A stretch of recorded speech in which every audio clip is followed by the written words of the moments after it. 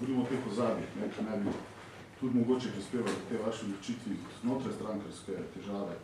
Vi ste v svojem mandatu precej ljudmi obračunali, poslanec Fabijan, recimo ustanovitelj stranke Blisk, predsednik Zadružne zveze Kmetijske zbornice, ki je pomemben gradnik v tej strukturi stranke.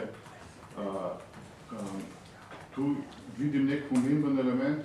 Kaj pa ta domnevni nacionalni interes, ko gre za umik države iz podjetij, iz nekih podjetij, recimo Ljubljanske mlekarne, potem recimo prodaja Zavarovalnice Maribor, kjer imamo Sava Re in tako naprej. So tu neki ozadja, neki interesi bili izkazani, kjer bi vi kot minister, kot predsednik stranke morali na nek način posredovati in ustaviti neke procese? Gledajte, tega zagotovo še najmanj. Je sicer res, in to morate priznati, da je vendarle Slovenska ljudska stranka pod mojim vodenjem tukaj vendarle malo spremenila stališče, kar se tiče tega nacionalnega interesa. Da je v Slovenski ljudski stranki še pred mano, da so ta stališča bila relativno zelo trda. Zagovarjanje slovenske lastnine in tako naprej in tako dalje. Da se je vendarle pod mojim predsednikovanjem to stališče bistveno spremenilo in je zdaj drugačno. Jaz moram reči zelo odkrito, da iz tega, da bi kaj podobnega bil razlog, da bi jaz čutil, moram reči, da ne.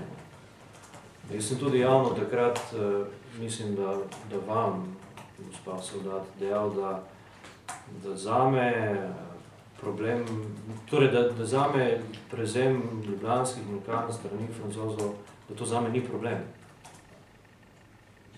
Da je to kvečemu pozitivna zgodba.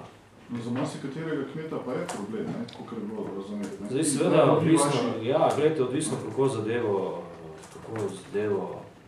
presojaš in si jo pogledaš. Če se bodo ljubljanske mlekarne razvijale, če se bodo razvijale njihove blagovne znamke, če bo vloženo, če bo se vlagalo v razvoj in vse skupaj, tako kot to pač v normalnem podjetju mora biti, se bo gradilo na znanje in tako naprej, morajo to podpreti tudi kmetje. Ker preprosto drugače ne more biti. Drugače pa ta mlekarna, tako kot marsikatera druga mlekarna, preprosto ne more biti konkurenčna v tem delu ekonomije, v tem delu Evrope. Je ni drugega. Lastnega kapitala, ki bi pa lahko ne samo prevzel ljubljanske mlekarne, morda še kaj drugega, pa ta kmetijski sektor kot celota ni ustvaril, pa bi lahko, če hočete, Zadružna zveza in zadruge in tako naprej, ki na letnem nivoju obrnejo 800-900 milijonov evrov. Tam pa je potencial, ki bi lahko skozi optimizacijo poslovanja, nabavne, prodajne verige in tako naprej in tako dalje, ustvarili neko akumulacijo, s katero bi danes lahko nastopali pri nakupu akvizicij nekaterih podjetij. Pa tega ni bilo storjenega. Torej, vlak je odpeljal. Zdaj biti proti, da pride nek strateški partner v ranga takšnega, kot je ta francoska firma v ljubljanski mlekarni, se mi zdi nevzdržno. To je treba podpreti, absolutno podpreti. Se mi zdi z tega veliko primerno, da minister Bogovič komentiral to v smislu, ko bo to prizdelo kmet in podobno konec koncev gre za posel med dvema zasebnikoma, ki pač se njega ne tiče. Minister Bogovič ima popolnoma enako razmišljanje kot jaz, so pa njegove izjave bile takrat na začetku vzete popolnoma iz konteksta, ko je bilo spet začutiti, češ Slovenska ljudska stranka je proti prevzemu ljubljanskih mlekarn. Samo še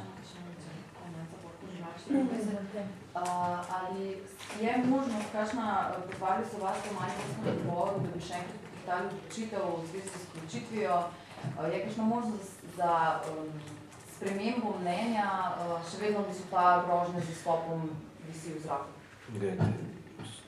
Iz Izključitev je bila sprejeta soglasno na osnovi 13. člena statuta Slovenske ljudske stranke.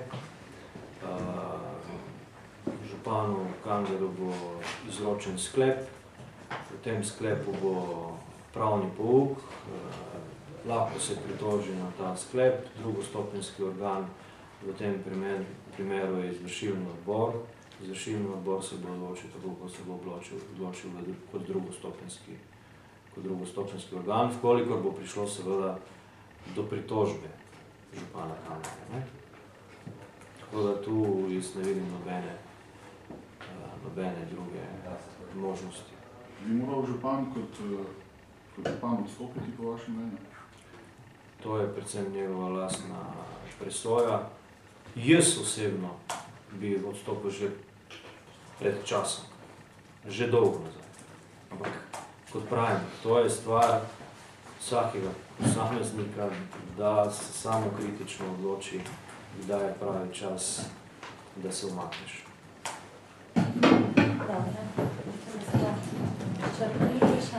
Hvala lepa za to novinarsko konferenco, za vašo prisotnost.